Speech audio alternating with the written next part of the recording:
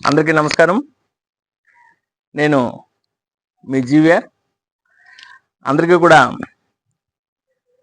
గురు పౌర్ణమి శుభాకాంక్షలు తెలియజేసుకుంటూ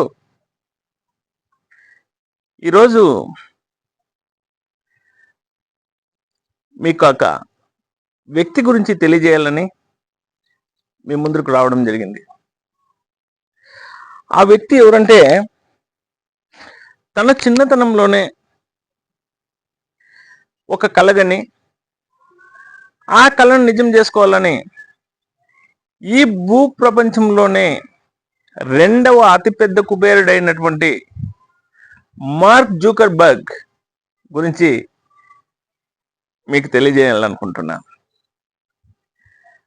mark Zuckerberg ఎవరు అంటే,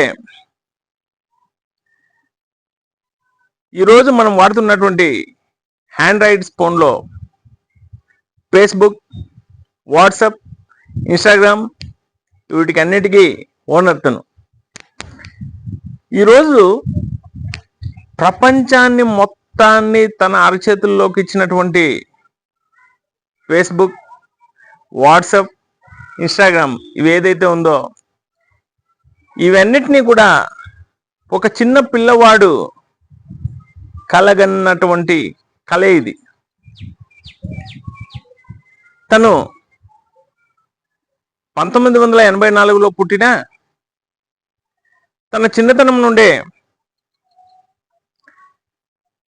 తనకి చదువు పట్ల వ్యామోహం తక్కువ ఉన్నా, నేను కూడా ఏదో ఒకటి చేయగలను, నేను కూడా ఏదో ఒకటి సాధిస్తాననే నమ్మకం ఎక్కువ.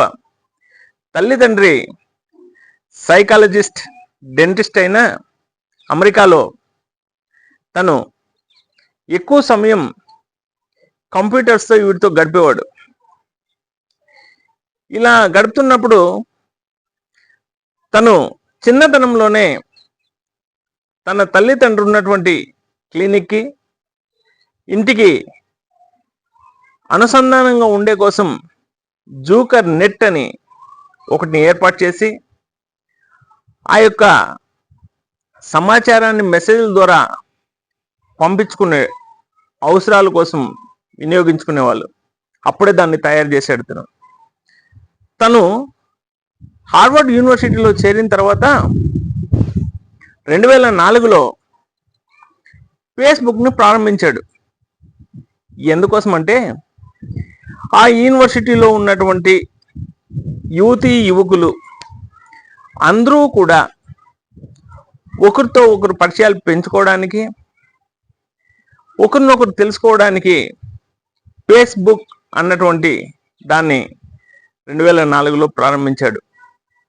అది అంచెలంచెలుగా ఎదిగి ఈరోజు ప్రపంచంలోని మారుమూల ప్రాంతాల్లో కూడా ప్రతి చోట కూడా ఫేస్బుక్, వాట్సాప్ కంపల్సరీ ప్రతి ఆండ్రాయిడ్ ఫోన్ వాడే ప్రతి ఒక్కరూ వాడుతూ ఉన్నారు. ఇది ఆ పిల్లవాడు కన్నటువంటి కలే కదా ఆ రోజు.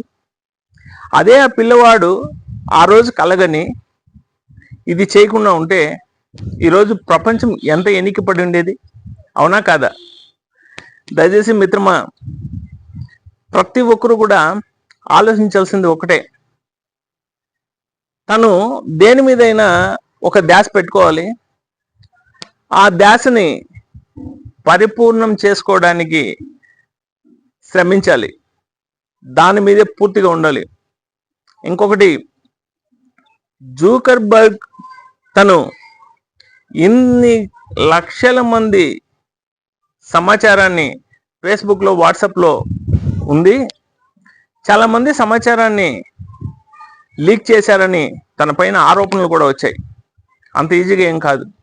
ఆరోపణలు వస్తే తనే నేరుగా వెళ్ళి వాటికన్నిటికీ సమాధానాలు చెప్పి ఎలాంటి తప్పు కూడా జరగలేదు, ఏ ప్రాబ్లము లేదు అని నిరూపించుకున్నాడు.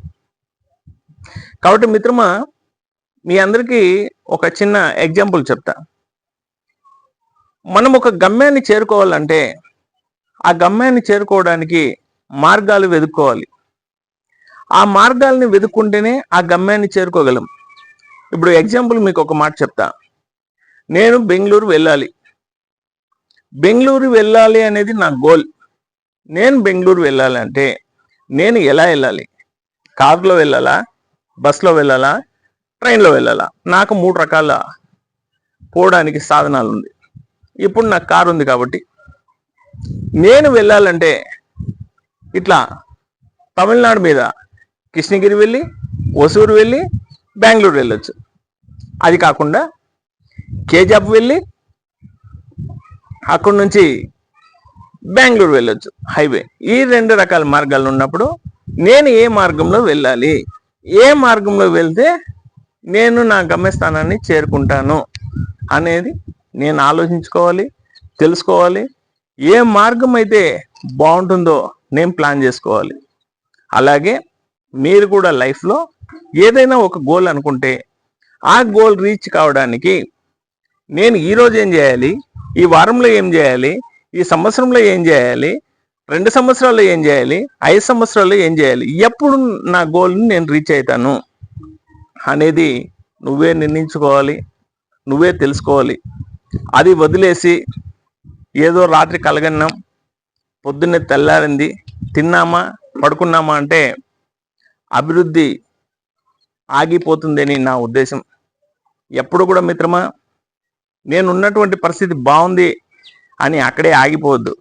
ఎందుకంటే ఒక బావిలో ఉన్నటువంటి నీళ్లను తీసేస్తేనే ఫ్రెష్ వాటర్ ఆడ ఉత్పత్తి అవుతుంది. అది లేకుండా అక్కడ ఉండే నీళ్ళే అలాగే ఉంది బాగుంది అని వదిలేస్తే మొత్తం పాచి పట్టి ఆ నీటిలో పురుగులు పడి ఎందుకు ఉపయోగం లేకుండా ఆ నీరు తయారైతుంది. అలాగే మిత్రమా, నీలో ఉండే కొత్త ఐడియాలు రావాలంటే నువ్వు కొత్తగా ఆలోచించాలా, క్రియేటివిటీగా ఉండాలా, ఎప్పటికప్పుడు అప్డేట్ అవుతూ ఉండాలా. అప్పుడే నువ్వు కొత్తగా ఆలోచించగలుగుతావు.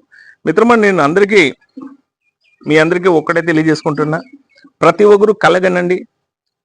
ఆ కళను చేరుకోవడానికి మార్గాలు వెతుకోండి. ఆ మార్గాల ద్వారా మీ కళను సాకారం చేసుకోండి. భవిష్యత్తులో ఉన్నతమైన స్థానాలకు వెళ్తారు. నీ గోల్ ఎవరో డిసైడ్ చేసే దాన్ని నువ్వు చేయొద్దు, నువ్వే డిసైడ్ చేసుకో. నీ గోల్ నువ్వే రీచ్ కావాలా, అప్పుడే నీ విలువ పెరుగుతుంది. మీ అందరికీ కూడా నేను చెప్పే ఇలాంటి ఇన్స్పిరేషన్ స్టోరీ నచ్చినట్టయితే నా ఛానల్ను లైక్ చేయండి.